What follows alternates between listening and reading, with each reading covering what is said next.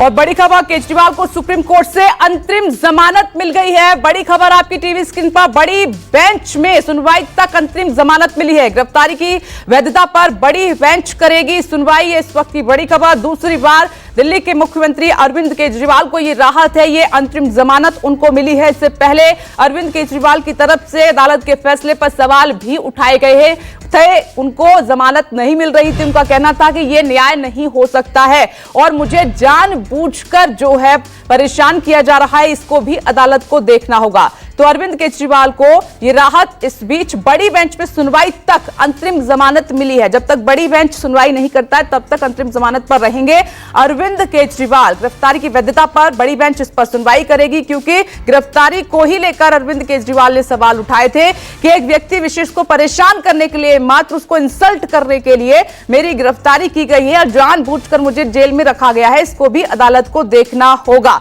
तो गिरफ्तारी की वैधता भी देखी जाएगी जब बड़ी बेंच इस पर सुनवाई करेगी, लेकिन तब तक के लिए दिल्ली के मुख्यमंत्री अरविंद केजरीवाल को यह राहत है। There is a requirement of necessity of arrest in addition to the requirement of section 19 which are stipulated in that section. Those aspects the court has referred to a larger bench and that outcome we'll have to await. However, in the interim, the court has observed that Mr. Kejriwal has already undergone substantial amount of incarceration and therefore directed his immediate release in the Enforcement Directorate case.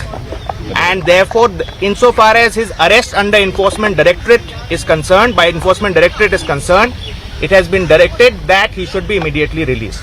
Now that obviously in normal circumstances would have meant that he would be released from jail immediately. However, after the trial court had granted, the vacation bench of the trial court had granted him bail, the CBI had also arrested him. Therefore, he's also been arrested by CBI in a separate, although connected case, but that's technically a separate case. Mr. Kejriwal has initiated proceedings against that also, that is pending and coming before High Court on 17th. So depending on the outcome of the CBI case, his actual release from jail will depend on that. But insofar as ED is concerned, he is no more required to be in custody as per the Supreme Court order in the ED matter. Now, and insofar as Hindi, Mr. Vivek Jain. देखिए, supreme court में हमारी याचिका के अंदर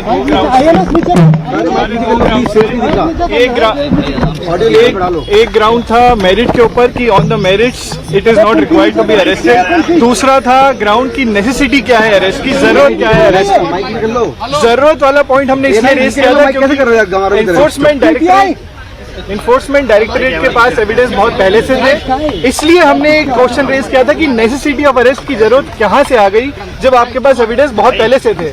supreme court ने हमारी याचिका पे ये क्वेश्चन कंसीडर किया है कि हाँ, necessity of arrest should have been considered.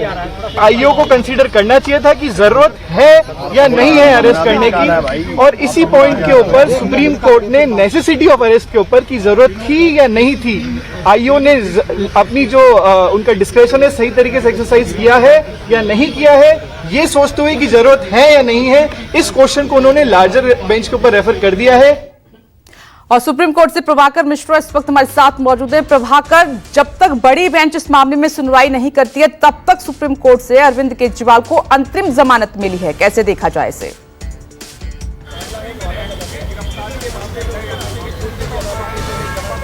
पहले इस खबर को समझ लेते हैं कि ईडी के मामले में अरविंद केजरीवाल को सुप्रीम कोर्ट ने अंतरिम जमानत दे दी है, लेकिन इसका मतलब यह नहीं हुआ कि अरविंद केजरीवाल अब बाहर निकल पाएंगे, क्योंकि इस मामले में सीबीआई ने अरविंद केजरीवाल को गिरफ्तार कर लिया था। तो अरविंद केजरीवाल जेल में ही रहेंगे जब तक सीबीआई के मामले में अरविंद केजरीवाल को जमानत नहीं मिल जाती, कोई राहत नहीं मिल जाती।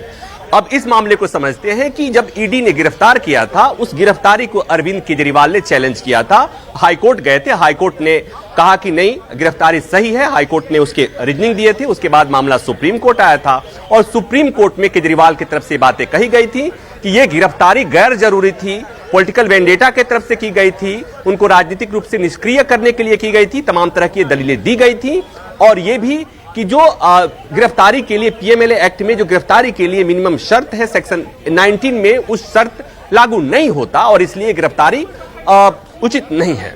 सुप्रीम कोर्ट ने कि 2 जजों की बेंच ने जो फैसला सुनाया उसमें यह कहा कि चूंकि यह देखना होगा कि अरविंद केजरीवाल की गिरफ्तारी जायज थी या गैर जरूरी थी, किन किन स्थितियों में गिरफ्तारी की जानी चाहिए, किन स्थितियों में गिरफ्तारी नहीं की जानी चाहिए, वो पीएमएलए का सेक्शन 19 की जो शर्तें हैं कहां लागू होंगी, वो शर्तें कितनी वैलिड है कितनी नहीं है, इनको देखने के लिए कोर्ट ने 2 सदस्यीय बेंच ने मामले को लार्जर बेंच को भेज दिया है।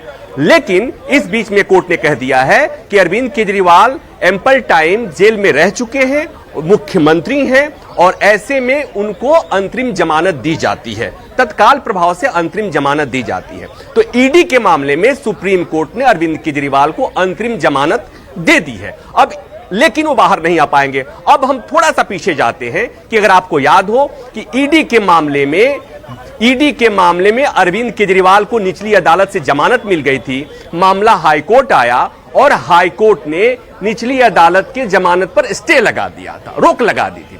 अगर वो आदेश नहीं होता और उसके बाद से जैसे ही लगा था उसी बीच में सीबीआई आ गई थी, तो अगर सीबीआई की इस मामले में एंट्री नहीं हुई होती तो ईडी के मामले में आज अरविंद केजरीवाल जेल से बाहर हो जाते। लेकिन चूंकि इस मामले में सीबीआई आ चुकी है, गिरफ्तारी सीबीआई ने भी कर रखी है, तो फिलहाल अरविंद केजरीवाल को जेल में ही रहना होगा।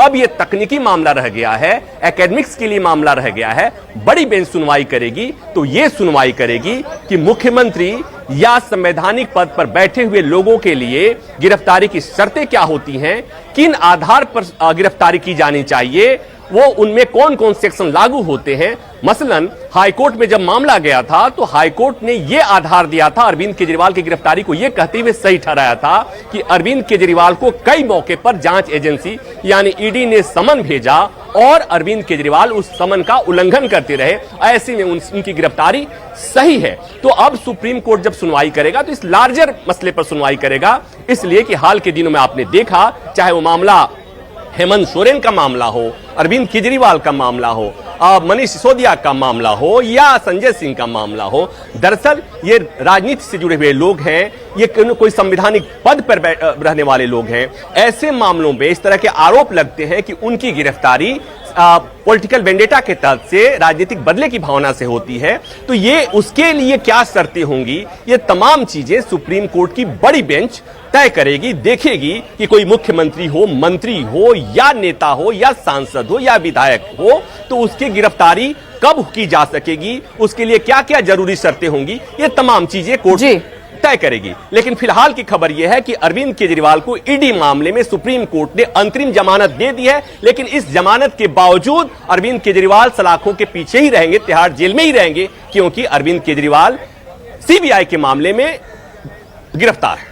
ये जानना बहुत जरूरी था। अगर आपने साफ किया, राहत तो मिली लेकिन राहत जैसी नहीं है। ईडी के मामले में राहत, लेकिन सीबीआई के मामले में वो जेल में ही रहेंगे।